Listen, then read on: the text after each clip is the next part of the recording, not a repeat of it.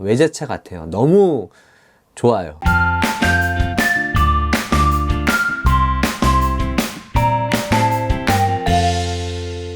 안녕하세요. 제가 바로 이창입니다. 오늘도 영상을 보러 와주셔서 감사합니다.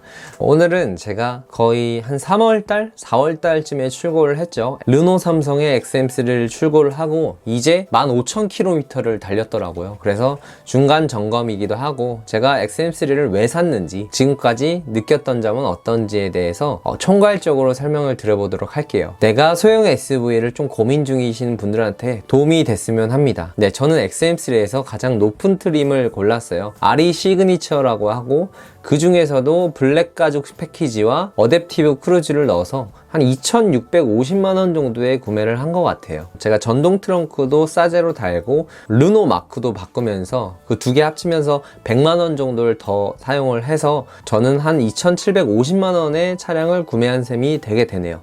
장점 단점이라고 하기보다는 그냥 좋았던 점과 불편했던 점 이렇게 말씀을 드리는 게 맞을 것 같아요. 좋았던 점으로는 일단은 디자인이 너무 이쁩니다. 일단 보시면 제가 마크를 바꿨어요. 그래서 르노 삼성 그 태풍 마크가 아니라 르노의 로장주 마크로 바꾸면서 충분히 이 외제차스러운 그런 간지가 나타나게 됐다. 제가 주유소에서 기름을 넣으면 다들 물어보더라고, 이게 어느 차냐고. 그래서 저는 그때마다 프랑스 차라고 합니다.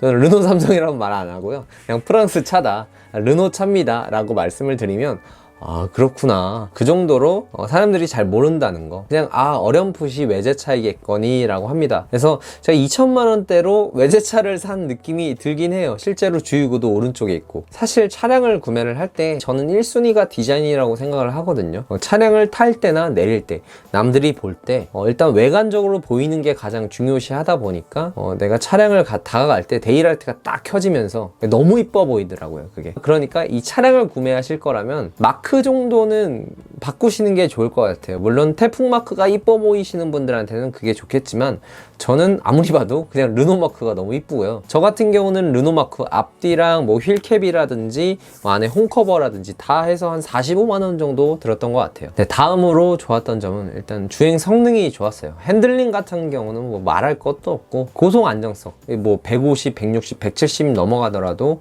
차체에 흔들림 없이 충분히 안정감 있게 주행을 했다고 생각을 하고요.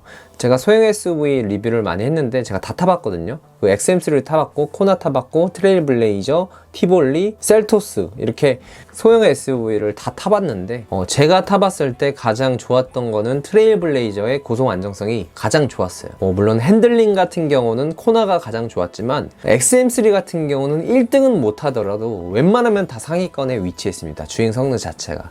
2열 승차감이 사실 다 또이또이해요. 소형 SUV라고 하면은 승차감 거기서 거긴데 XM3의 승차감도 충분히 나쁘지 않다. 다음으로는 연비 같은 경우도 만족을 했어요. 저는 시내 주행을 위주로 하는데 13 위주로 나왔고요. 이 부분 같은 경우도 사실 소형 SUV를 타면 다 이 정도는 나온다고 생각을 하고요. 다음으로는 트렁크가 커요. 트렁크가 동급의 소형 SUV 대비 충분히 많이 크다. 왜냐면 2열이 좀 작아요. 2열이 작아서 트렁크는 넓다. 그리고 제가 아까 말씀드렸다시피 저는 전동 트렁크를 넣었거든요. 그래서 전동 트렁크를 제가 55만원 정도의 공임까지 해서 그렇게 전동 트렁크를 달았더니 너무 만족감이 컸어요. XM3는 전동 트렁크를 달아야겠다고 한 점이, 일단 트렁크가 너무 위로 올라가서 여성분들은 아마 열고 닫기가 힘드실 수 있을 것 같고요. 남성분들 또한 좀 귀찮아요. 무겁기도 하고. 그래서 트렁크를 자주 이용을 하시는 분들이 있다면 전동 트렁크는 무조건적으로 그냥 장착을 하시는 게 좋을 것 같고요. 트렁크 크기 자체도 2단 플로어라서 저는 1단에는 이제 텐트라든지 돗자리라든지 이제 차박용품을 넣어요. 이게 얇은 한 뼘 정도의 높이가 되는데 이 한 뼘 정도 높이에 들어갈 수 있는 물건은 거기다 다 때려 넣고요.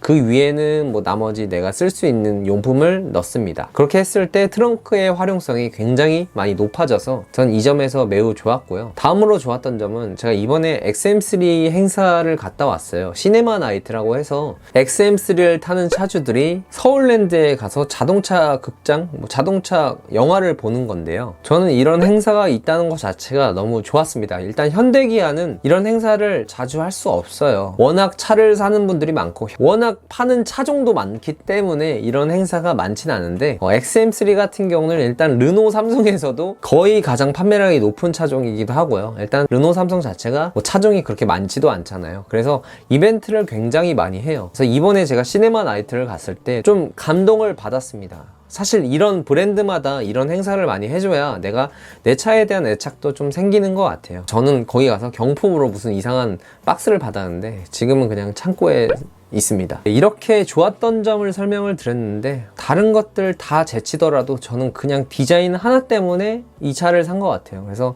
태풍 마크는 솔직히 그렇게 와닿지는 않았는데 이 르노 마크로 바꾸고 나니까 차량에 대한 애정도가 저는 한 300% 정도? 한 3배 정도 상승을 한 것 같아요. 그래서 디자인을 보신다면 이 XM3가 정말 좋은 선택이라고 생각을 할 수 있고요. 다음으로는 좀 불편했던 점을 말씀을 드리도록 할게요. 제가 어댑티브 크루즈 컨트롤이라는 그 옵션이 있었어요. 최상위급에서 또 옵션을 돈을 주고 넣었는데 그 돈을 준 게 좀 아까웠습니다. 왜냐면 어댑티브 크루즈 컨트롤이 앞차와의 차량 간격을 조절해 주는 건데 그걸 하고 가더라도 올림픽대로를 가다 보면 이게 옆 차선에서 많이 껴들잖아요. 그랬을 때 차량이 인식을 너무 부드럽게 하지 못하고 앞에 차량이 끼었을 때 너무 급브레이크를 밟아서 저도 깜짝깜짝 놀랄 때가 많았습니다. 그리고 뭐 차선 이탈 방지밖에 없어서 일단 차선을 유지하진 못해요. 내가 좀 반자율 주행을 느끼고 싶다라고 하시는 분들한테는 좀 많이 불편할 것 같고요. 많이들 르노 삼성의 조작 편의성이 많이 안 좋다고 하는데 저는 지금까지 거의 7개월을 타왔는데 이 핸들 밑에 오른쪽에 사운드 조절이라든지 아니면 담곡 이동이라든지 이런 버튼들이 있어요. 근데 저는 제가 한 6개월, 7개월 타고 나니까 오히려 현대기아의 그것보다도 더 조작하기 편했습니다, 실제로. 그래서 익숙해지면 이런 것들은 다 괜찮다. 뭐 통풍 시트라든지 뭐 드라이브 모드를 변경하는 거는 아직까지도 좀 불편한 게 있긴 하지만 제가 운행 중에 그거를 많이 쓰는 건 아니기 때문에 뭐 이런 거는 다 괜찮았어요. 근데 제가 정말 불편했던 점은 기어를 전진에서 후진으로 바꿀 때랑 후진에서 전진으로 바꿀 때 그 딜레이 시간이 너무 길어요. 거의 2초 정도 돼요. 2초라고 하면 짧아 보일 수 있겠지만 우리 대한민국 주차 환경 특성상 앞뒤로 넣었다 뺐다 하는 구간들이 많잖아요. 좁으니까. 근데 그랬을 때 2초는 진짜 길어요.